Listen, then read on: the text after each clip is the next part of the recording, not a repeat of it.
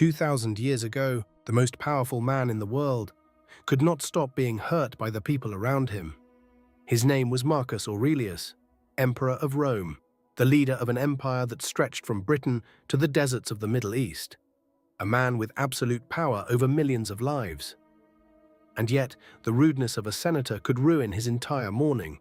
The arrogance of a soldier could occupy his mind for hours. The betrayal of a friend could keep him awake at night. He had everything, and he was still defenseless, until he discovered one thing he could do every morning before he opened his eyes, before he spoke a single word, before the chaos of the day reached him.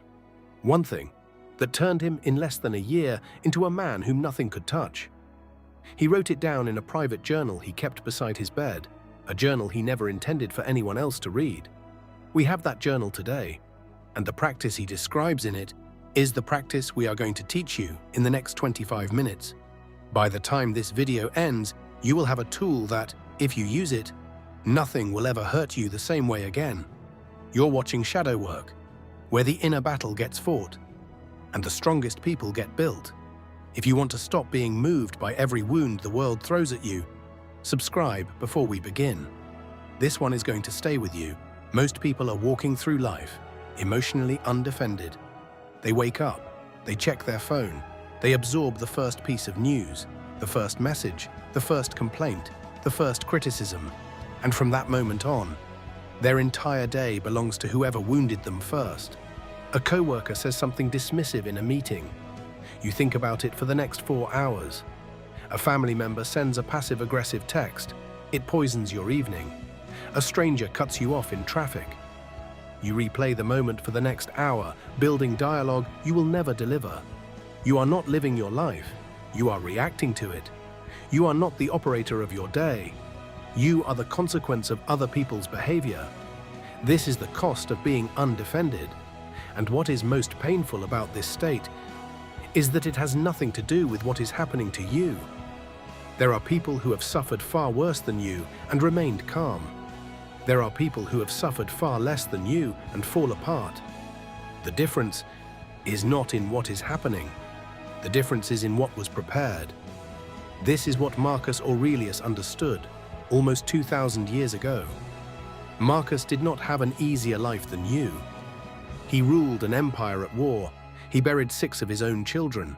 He dealt with betrayals, including ultimately by his own adopted son. And every morning, before any of those wounds could land on him, he prepared, not for the good of the day, for the bad of it.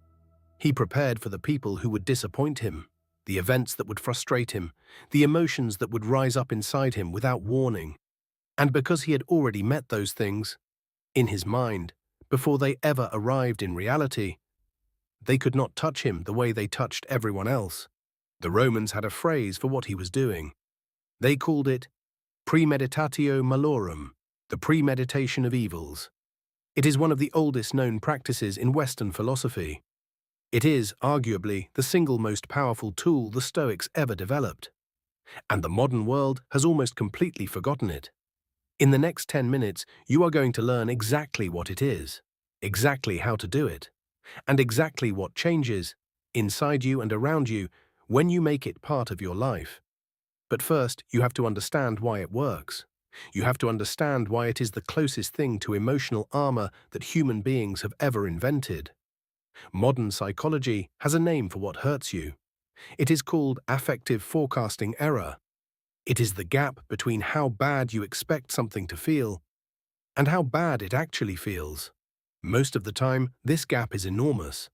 Your suffering is almost always caused not by what happens, but by your unprepared imagination of what happens. The Stoics understood this 2,000 years before psychologists named it. They understood that the human nervous system is built to be ambushed, that what makes events painful is not their content, but their surprise. A criticism you saw coming barely lands. A criticism you did not see coming knocks you off your feet for hours. A loss you have already grieved is bearable. A loss that arrives without warning is devastating. The Stoics realized that if you could remove the element of surprise from suffering, you would remove most of suffering's power. So they developed a practice, a deliberate, structured daily practice, a practice that every single morning would put your mind in contact with the worst things the day could bring, not to dwell on them, not to fear them, but to visit them for a few minutes and walk away from them already carrying their weight. They believed that a person who had already met disaster in their mind could meet disaster in reality, without breaking. They were right, and modern neuroscience now confirms exactly what they discovered. Here is how to do it. There are 5 steps. The whole practice takes between 10 and 15 minutes. You will do it the moment you wake up. If you commit to it for 30 days, the way you experience your own life will change. Step 1. Wake up, church up in complete silence. The first part of the practice begins the moment you open your eyes. For the first 30 minutes of your day, no phone, no news, no messages, no music, no notifications. This is non-negotiable, and it is the part most people resist. I know why you resist it. You feel the pull to check, to see what happened while you slept, to make sure nothing urgent is waiting. But understand what is happening when you give in to that pull. The first emotion you allow into your nervous system in the morning sets the chemistry of your entire day. If the first thing you absorb is a complaint from your boss, your day is now built on stress. If the first thing you absorb is a piece of frightening news, your day is now built on fear. If the first thing you absorb is a comparison to someone else's success on social media, your day is now built on inadequacy. You did not choose any of those emotions. They were chosen for you, by an algorithm, by a stranger, by a server in another country. Marcus Aurelius did not have this problem. The chaos of his empire could not reach him in his bedroom. You do not have that luxury anymore. But you can recreate it. Put your phone in another room, or in a drawer, or in airplane mode. The 30 minutes of silence is the foundation of everything else you are about to do. If you cannot give yourself 30 minutes of silence in the morning, the rest of this practice will not work. Step 2. The 3 questions. Once you are awake, in silence, sit somewhere quiet. A chair, the edge of your bed, a window. It does not matter where, as long as you are still. You can have water, you can have coffee, you can keep your eyes open or closed. Then you ask yourself 3 questions, slowly, with space between each one. Question 1. Who am I likely to encounter today? Who will frustrate me? Be honest. There is a name, maybe more than one. The co-worker who interrupts, the family member who criticizes, the neighbor who complains, the customer who demands. Don't hide from the answer. Let the name surface. Question 2. What event today is most likely to disappoint me? The meeting that will not go your way, the conversation you have been avoiding, the errand that will take 3 times longer than it should, the piece of news you suspect is about to arrive.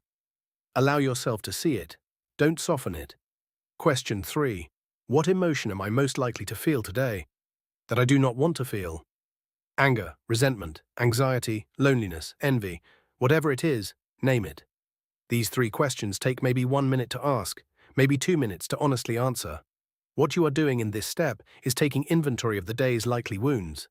You are not predicting the future. You are not being pessimistic. You are simply being clear-eyed about what your day will probably contain. Most people refuse to do this. They prefer to be ambushed. Marcus Aurelius preferred to know what was coming. Step 3. The visualization. Now you take each answer from the 3 questions, and you make it real, in your mind. You do not just acknowledge the difficult co-worker. You picture them. You see their face. You hear the tone of their voice. You imagine the exact thing they are likely to say. You feel the heat that rises in your chest when they say it. You stay in the visualization for 30 seconds, a minute, maybe 90 seconds. Then you do the same for the disappointing event. Picture the meeting, see the room, hear the words that will frustrate you, feel what you will feel. Then the unwanted emotion. Sit with it as if it has already arrived. Let it be present in your body, fully, while you are still safe in your morning chair. This is the part of the practice that sounds, on first hearing, like it should be harmful. Why would you make yourself feel bad on purpose? Here is why. The brain does not distinguish well between events that are vividly imagined and events that are actually occurring. This is a well-documented finding in cognitive neuroscience.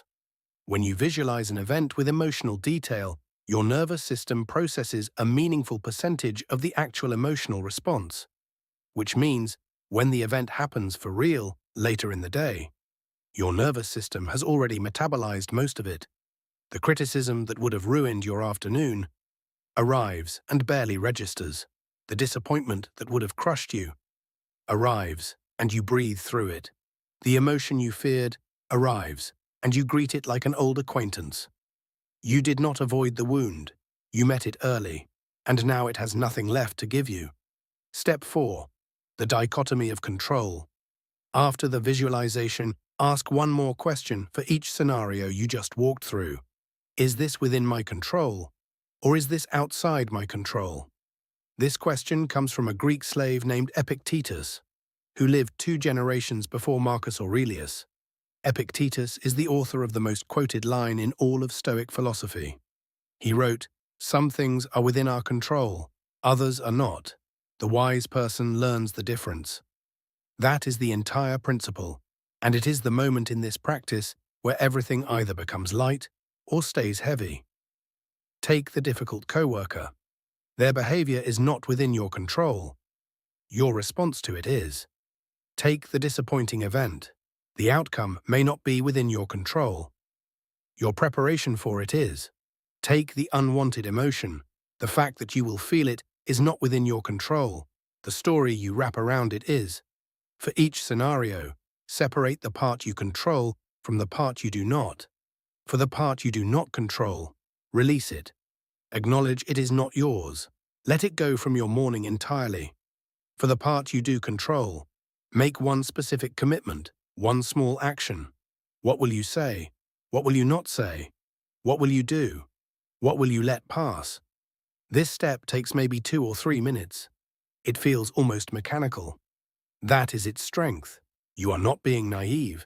You are not pretending the world is not difficult. You are simply assigning every difficulty to its correct category. Things you can change, things you cannot.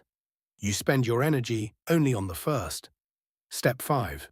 The Marcus Aurelius line. This is the seal on the practice, the final piece, the thing that closes the morning ritual and lets the day begin. You stand up, you take a breath, and you say one sentence out loud to yourself. It does not have to be the same sentence every day, but it should carry the same weight. Marcus wrote one in his journal that captures it perfectly. He wrote, "I have already met today's pain. It will not surprise me, it will not own me." You can use his exact words, or you can find your own. What you are doing in this final step is telling your own nervous system that the work is done, that you are no longer in preparation, that you are now ready to step into the day, not as a person who is hoping nothing will go wrong, but as a person who has already absorbed what could. This sentence is your closing handshake with the practice. It takes 10 seconds. And then you go. You make your coffee, you take your shower, you begin. But you are not the same person who woke up 15 minutes ago. You are armored, quietly, internally, permanently. There is something that happens when you do this practice for 30 consecutive days. Something that almost no one is prepared for. The first week feels artificial. You will feel like you are doing a strange exercise, like you are inventing problems that do not exist, like you are wasting 15 minutes of your morning visualizing things that will probably never happen. By the second week, something starts to shift. You will notice that the things you visualized in the morning begin to actually happen during the day. Not all of them, but some of them. The coworker really does say the dismissive thing. The meeting really does go badly. The text really does arrive. And when those things happen, for the first time in your adult life, they do not move you the way they used to. You do not flush. You do not clench your jaw. You do not spend the next 4 hours rehearsing what you should have said. You simply continue. By the third week, the people around you will begin to notice. They will say you seem calmer. They will say you seem grounded. They will say nothing seems to bother you anymore. You will not have to explain it to them. You can simply let them wonder. By the fourth week, the practice will have become invisible. You will not feel like you are doing it. It will feel like the way you were always supposed to be. You will look back at the person you were a month earlier, the person who was hijacked by every email, every comment, every glance, and you will not recognize them. This is what Marcus discovered. This is what he meant when he wrote in the meditations he kept beside his bed, "You have power over your mind, not outside events. Realize this, and you will find strength." He was not speaking metaphorically. He was describing the result of a practice that 2,000 years later still works exactly the same way. Because the human mind, for all our technology, for all our progress, for all our distance from ancient Rome, has not changed. The same things still hurt us. The same things still ambush us. The same things still own us. And the same practice still sets us free. There is one final thing to say about this. The world wants you to be reactive. It is built around your reactivity. Algorithms feed it. Politicians exploit it. Advertisers depend on it. Every piece of content you see online is engineered to find the part of you that is undefended and pull on it. When you become a person who has already met today's pain, you become a person who is no longer pullable. You become difficult to manipulate. You become impossible to enrage. You become quietly, deeply, permanently unbothered by the things that own everyone else. You become, in the strictest Stoic sense of the word, free. Marcus Aurelius died at the age of 58 in a military camp on the Danube frontier in the year 180. He never published his journal. He never intended anyone else to read it. But it survived. It crossed 2,000 years of history. It outlasted his empire. It outlasted Latin itself as a spoken language. It is still here. You can buy it tonight. And the practice he describes in it can begin tomorrow morning. 15 minutes, 5 steps. One thing, done before the world wakes up. Done before anything has a chance to hurt you. Done. This was shadow work. If something in this video reached you, subscribe, because what we cover here cannot be found anywhere else, and the world needs more people walking through it armored. In the next video, we go deeper, into the part of yourself the Stoics never named. Until then, wake up tomorrow, sit in silence, meet the day's pain in your mind, and let nothing ever own you again.